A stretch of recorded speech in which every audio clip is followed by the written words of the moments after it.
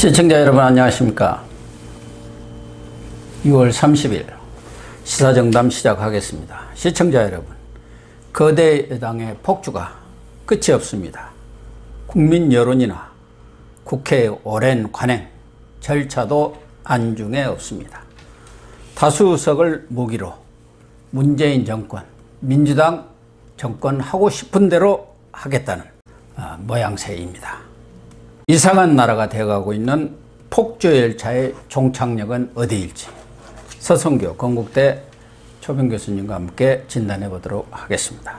네, 서 교수님. 네, 안녕하세요. 민주당이 어제 18개 상임위원장을 독식하는, 어떻게 보면은 야당 표현대로 폭거를 저질렀습니다. 1987년 그 민주화의 가장 큰 성과물이 견제받는 권력, 견제받는 대통령을 만든다는 것 아니겠습니까? 그것 중에 하나가 바로 국회도 의석수에 따라서 상임위원장을 나눠서 이렇게 함으로 인해서 일당 독재, 일당의 또는 집권당의 독주 독선을 막겠다는 뜻 아니었습니까? 예. 그런데 운동권 세력이 이 집권한 문재인 정권에서 과거 군사정권에도 이런 일이 있었습니까? 예, 기억이 없습니다. 정말. 1987년 체제, 지금 이제 33년 됐는데요. 예. 이런 경우를 이제 처음 봤습니다. 한마디로 말하면 대한민국의 민주주의가 무너졌다. 예. 그렇게 평가할 수 있고요. 민주당의 이름이 더불어민주당인데 참 이름이 무색할 정도고, 또 민주당을 구성하고 있는 586 민주화 운동권 핵심 세력들이 정말 반독재 투쟁하다가 오히려 민주화 운동을 한 게 아니고 독재화를 배운 것 아니냐, 이렇게 돼서 앞으로 대한민국 정치 굉장히 걱정이 됩니다. 그러니까 옛말에 욕하면서 배운다고 그러지 않습니까? 예. 이 사람들이, 소위 운동권 세력들이 과거 군사독재, 전두환, 과거 박정희 정권까지 그렇게 욕하면서 나름대로 민주화운동을 한다고 해서 거기서 별 몇 개 감옥 갔다 온 것을 별이라고 하지 않습니까? 예. 그 한두 개 달았다 해갖고 지금 한 20년, 30년을 국회의원 해먹고 좋은 자리 다 해먹고 있잖아요. 예. 근데 말씀하신 대로 지금 더불어민주당이 아니라 나홀로 민주당이요. 예. 나 홀로 가겠다. 협치? 빠이빠이. 말만 협치 아닙니까? 그러니까 지금 야당 부의장이 없는 일도 처음인 것 같고, 저도 국회를 그렇게 오래 출입을 했습니다만 국회의장이 마음대로 야당 의원들까지 상임위 싹 배정해버려, 이렇게 우리 헌정사에 있었던 일인가요? 없었던 일이죠. 정말 대한민국 이제 다른 분야들, 쉽게 말해서 청와대와 좌파 세력들이 다 장악을 했는데, 이제 마지막 남은 일부의 권력이 이제 국회에 있지 않습니까? 예, 그렇죠. 국회는 이제 민주주의 원리가 작동하는 가장 핵심적인 국민의 대표기관이고 대변기관인데, 국회 내에도 이제 여당, 야당이 있어서 서로 견제와 균형을 하면서 그렇죠. 상호 대체 보완적으로 발전을 해 나가야 되는 것 아닙니까? 절대적인 선, 절대적인 악이 존재하는 겁니까? 그렇지 않지 않습니까? 예. 특히 절대 권력은 절대 부패하고 절대 망할 가능성이 많기 때문에 권력의 독점과 독선과 독주를 막기 위해서 야당이 존재하는 거 아닙니까? 예. 그리고 많은 국민들이 또 그런 건전한 야당이 존재하기를 바라면서 선거 때마다 야당을 지지하지 않습니까? 그 지지도가 40%가 넘지 않습니까? 그러면 청와대든 또 여당이든 자기들의 반대하는 목소리들도 많구나, 겸손하고 겸한 마음으로 다른 국민들의 목소리를 들어서 대화와 타협을 통해서 국가 의사 결정을 하는 것이 국회가 아닙니까? 그렇죠. 이렇게 국회의장과 또 부의장과 또 지금 18개가 있지만 17개의 국회 상임위원장을 다 가지고 또 176석이라는 절대 과반수가 넘는 의석을 가지고, 그러면 지금까지 보다시피 청와대도 장악돼 있죠. 그 다음에 행정부도 장악이 돼 있죠. 또 최근에 보면은 사법부, 법원, 헌재도 장악이 돼 있죠. 검찰 일부 윤석열 검찰총장을 위시해서 버티고 있지만은 계속해서 이것도 공격을 하고 있지 않습니까? 몰아내기 위해서 혈안이 되어 있죠. 그러면 이제 언론, 또 시민단체 대부분이 좌파 권력에 독점되어 있는데 이렇게 국회 운영도 구성도 이렇게 하게 되면은 대한민국은 민주주의 국가라고 이름할 수 없습니다. 그래서 요즘에는 대통령 말 한마디가 북한의 뭐 김정은처럼 존엄의 말 한마디면 그걸로 끝이에요. 바로 시행해 온 게 지금 인천국제공항 사태, 인국공 사태도 마찬가지 아닙니까? 예. 뭐 현지지도 간 것입니까? 거기 가서 2017년에 거기 가서 비정규직 정규직 만들어라, 제로로 만들겠다 해가지고 지금 저 사태가 난 거 아닙니까? 공정 불평등 문제가 지금 본질적인 문제로 터져 있는데 청와대에서는 거의 일자리 뺏는 거 아니다 하고 딴소리만 하고 있는데 지금 국회도 일하는 국회 만든다고 그랬어요. 그래서 지금 35조에 달하는 제3차 추경안이 나왔습니다. 3차 추경안 이거 나오는 것도 문제인데 이것을 지금 이번 임시국회가 아마 7월 3일에 끝날 겁니다. 예. 그러면 2, 3일 사이에 뚝딱해서 해주겠다는 거예요. 그것도 야당이 없는 가운데 자기들끼리 우물우물해갖고 하겠다 해갖고 어제부터 상임위원장 뽑자마자 막 지금 상임위 열어가지고 예비심사 사실 뭐 예비심사라고 할 것도 없는 것이죠. 그냥 떡딱딱 쳐서 끝 하고 넘긴 거 아닙니까? 일당 독재니까 뭐 그냥 통과시키는 거죠. 네. 근데 뭐 대표님 아시다시피 이 모든 일에는 우선순위가 있는 거거든요. 중요한 거를 먼저 하고 그 다음 중요한 거를 다음에 해야 됩니다. 추경 물론 35조 3천억 통과시키는 건 중요한 일입니다. 그러나 그보다 더 중요한 가치인 국회 내 민주적인 질서, 민주적인 구성을 하는 게 더 중요한 것 아닙니까? 네. 목적도 중요하지만 그 과정과 수단이 정당해야 되는 거 아닙니까? 예를 들어서 수단과 방법이 정당하지 않으면 그 목적도 사실은 정당화될 수 없는 거거든요. 대통령께서 만약에 우리 코로나 사태로 인해 가지고 추경이 정말 빨리 필요하다. 그러면 국회에서 민주적인 원구성을 제대로 할 수 있도록 그거를 지원해주고 도와주면 되는 것 아닙니까? 그거를 중요하고 우선순위가 높은 국회의 21대 원구성을 이렇게 비민주적으로 강압하고 몰아붙이면서 추경을 그렇게 하루 이틀 반드시 꼭 통과시켜야 할 필요성이 있습니까? 더 중요한 가치, 더 소중한 가치, 일의 우선순위를 따져가지고 순서대로 꿰매 나가야지 국민적 지지도 받고 또 야당의 지지도 받을 수 있다. 근데 이번에는 순서가 거꾸로 됐기 때문에 여기에 대한 비판과 국민적 지탄이 많을 것이라고 생각이 됩니다. 그러니까 35조라는 엄청난 이런 추경안에 대해서도 좀 정확히 따질 것은 따져야 하는데 그런 거 지금 거의 생략되는 가운데 대통령이 빨리 추경안 처리해달라. 하루가 급하다. 이렇게 독촉을 하니까 뭐 지금 이제 국회라는 것은 완전히 통법부 여의도 출장소가 돼버리지 않습니까? 예, 그렇습니다. 박병석 국회의장 언론인 출신이고 뭐 그래서 좀 제대로 국회의장으로서 역할을 할 줄 알았더니 오히려 그 사람이 더 문희상이는 또 저리 가라네. 뭐 파출소 피하면은 어디 무슨 경찰서가 나온다 했던가 과거에 보안대 나온다 하는 말이 있었는데 예, 본인이 뭐 취임사에서 본인은 의회주의자고 대화와 타협을 존중하고 또 그다음 여당에 대해서는 다수를 밀어준 국민의 민심을 잘 헤아려야 되고 야당도 국익을 위해서 노력해야 된다. 이런 듣기에 좋은 말만 했지 은행 일치가 안 되고 실천이 안 되고 있지 않습니까? 그러면 거대 여당 그다음에 아주 소수의 야당이면은 국회의장이 중재자의 역할을 하려 그러면은 여당 편보다는 야당의 입장을 존중하고 반영을 시켜줘야지 대화 타협이 되는 거 아닙니까? 그래야지 그렇죠. 협치가 되는 거 아닙니까? 예. 근데 말은 앞에서는 그렇게 하고 뒤로 돌아서서는 여당의 의견을 받아가지고 아까 말씀하신 대로 그냥 통법부 그냥 존재감 없는 우리가 말해 영어로 말해 죄송합니다만은 그 뭐 이게 고무방망이 두드리듯이 이렇게 본인이 의회를 구성하고 특히 야당 의원들의 상임위까지 다 배치를 한다. 이거는 뭐 국회법 규정에는 그렇게 돼 있지만은 그 규정의 정신과 그 다음에 그 원리를 완전히 무시한 결정이라고 보여집니다. 주호영 원내대표가 그랬던가 어디 언론에 보니까 박병석 의장이 김태년 민주당 원내대표가 눈 한번 부라리면 그냥 꼼짝을 못 하더라.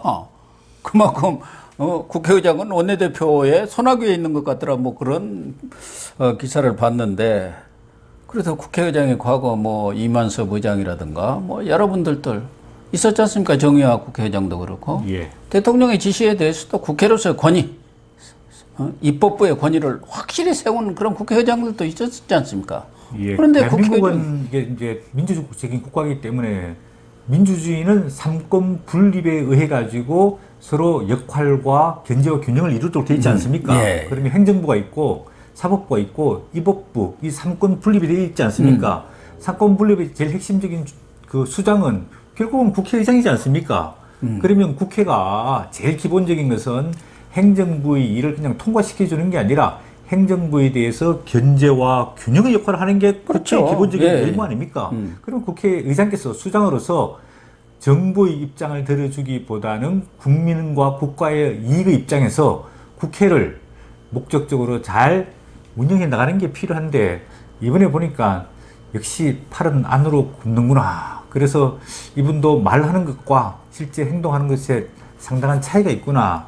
이런 실망감이 좀 듭니다. 그래서 지금 국회의장에 대해서는 좀 중립적으로 공정하게 국회를 운영하라는 차원에서 당적도 이탈이 되어 있는 거예요. 예. 그래서 민주당이 지금 177석에서 176석이 된 것은 박병석 의장이 당적을 이탈해서 그런 거거든요. 예, 맞습니다. 근데 뭐 이탈하나 마나 똑같잖아요. 예. 더 하나 지금 걱정이 되는 것은 문재인 대통령이 얼마 전 박병석 의장한테 그 공수처장 추천 빨리 하시오.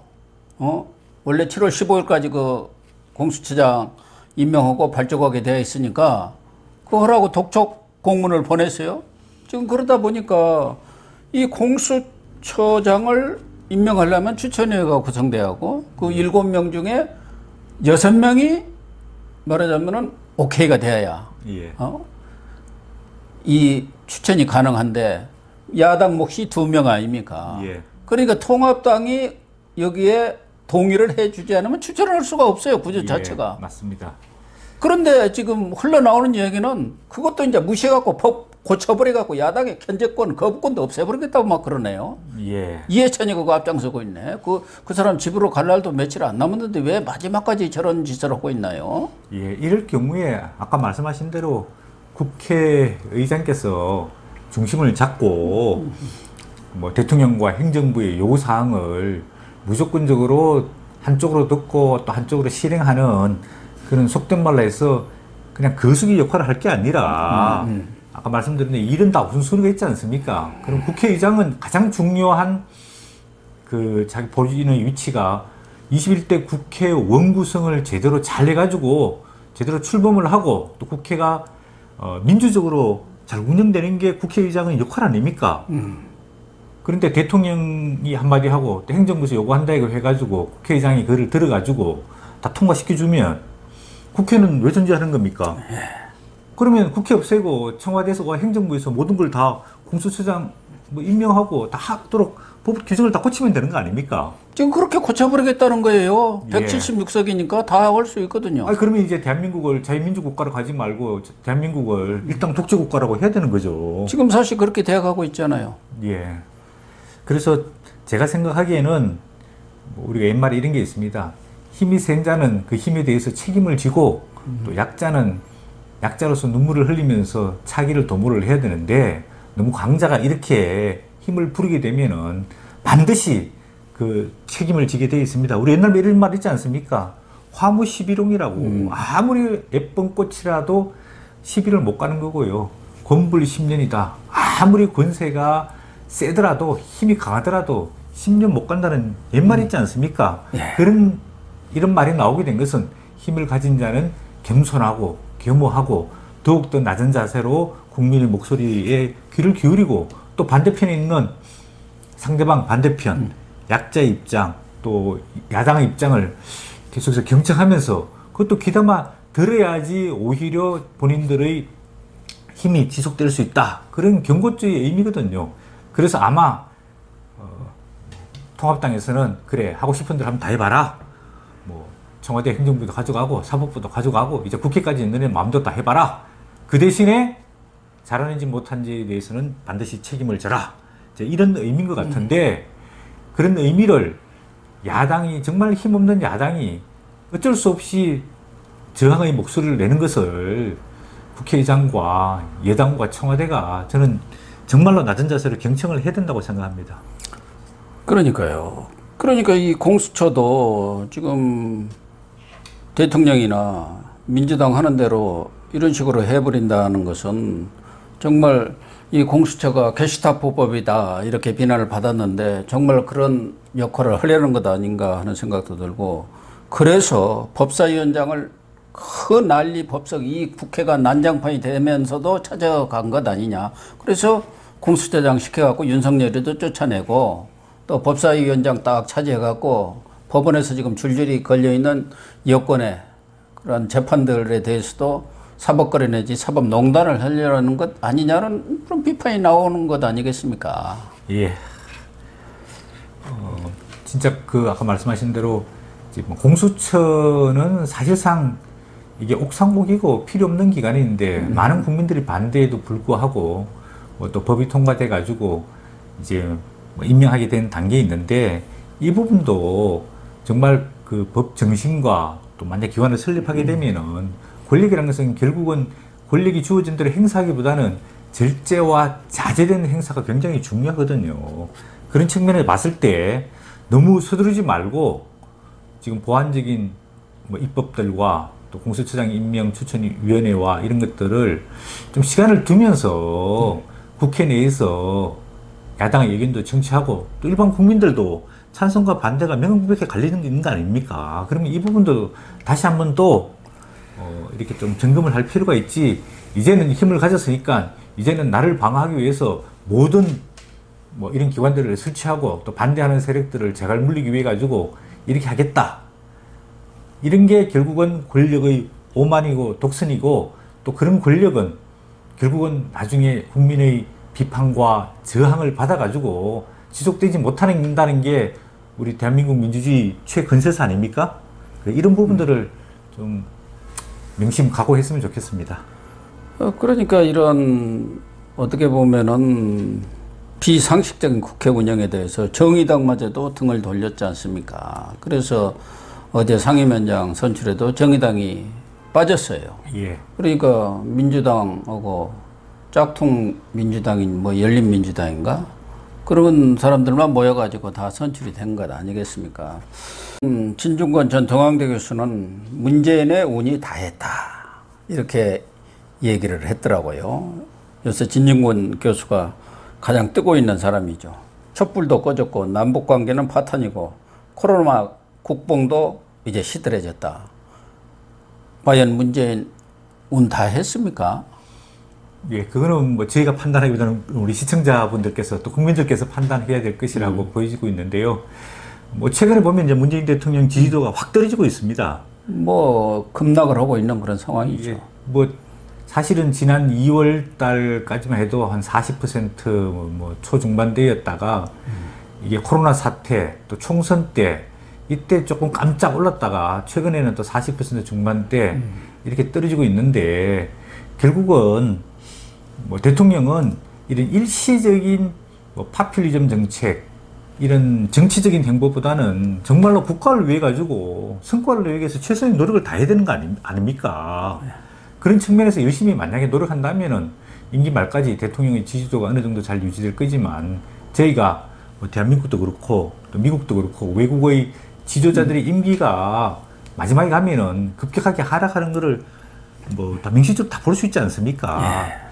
그런 측면에서 대통령이 인기가 좀 높다고 해가지고 안하무인격으로 이렇게 정치적인 행보 또 메시지를 내기보다는 좀 절제 자제하면서 먼 장래 국가와 국민을 위해서 어떻게 본인의 임기를 이제 2년도 채 못 남았는데 제대로 마무리할 것인가, 이런 부분에 대해서 좀 더 집중할 필요가 있지, 정치적인 논란이 되고 있는 21대 원국 구성도 제대로 되지 않았는데 추경 신속하게 빨리 처리하고 통과시켜달라, 또 공수처 빨리 설치돼서 빨리 칼을 휘두를 수 있도록 국회가 해달라, 이런 식으로 요구하는 거는 앞으로 현재뿐만 아니라 앞으로 국가를 위해서 썩 바람직스럽지 못하다, 그런 생각이 들고, 그런 측면에서 진중권 전 교수가 이렇게 크게 잘 내다보고 일침을 가했는데, 이 진 교수의 이야기도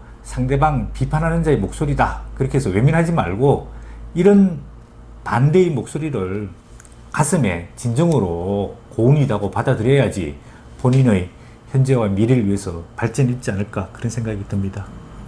그런데 지금 이해찬이는 아까 군불 10년이라고 얘기를 했지만 20년, 50년 집권론을 주장하고 있고 또 여권 내에서 흘러나오는 얘기는 그 핵심부에서 다음 차차기까지 다 순번들을 정해놨다는 거예요. 그런 얘기까지 나올 정도로 지금 권력에 대한 집착이 강한데 지금 문재인 정권, 민주당의 폭주 열차의 종착역은 어디일까요? 이렇게 굴러가다 보면은 어디 종착역이 있어야 할 거 아닙니까? 그 역사가 다 말해주지 않습니까? 뭐 전두환, 노태우 그 이후에 계속해서 군부가 집권할 걸로 생각했지만은 하지 못했고요. 또 뭐 김대중 전 대통령, 노무현 전 대통령 10년 하고 또 이명박 전 대통령, 박근혜 전 대통령으로 왔고 또 이제 문재인 대통령 와 있지만 그 다음은 또 국민들이 보기에 판단하고 바꿔야 된다는 생각을 하지 않겠습니까? 저는 그런 희망을 가져봅니다. 그게 또 올바른 국민들의 생각이고 판단이라고 보여지고 있고요. 그 다음에 우리 정치권에서 정치인들이 생각하는 수준보다 우리 국민들의 수준이 저는 훨씬 더 높다고 생각합니다. 그렇기 때문에 본인들이 20년 정권, 30년 정권 주장하고 외치고 그렇게 진지를 구축을 하더라도 우리 현명한 국민들께서 이거는 아니다, 이거는 잘못됐다고 심판하고 평가할 때는 언제든지 정권과 권력이 교체될 수 있다는 게 우리 지금 현대사의 역사적 교훈이라고 저는 생각합니다. 네, 시청자 여러분, 진중권 전 교수는 문재인 정권이 운이 다했다 이렇게 얘기를 했는데 문재인 운이 다한 것까지는 좋은데 그 문재인 운 때문에 국가의 운이 다하는 그런 불행한 사태는 와서는 안 되겠죠. 시청해 주셔서 감사합니다.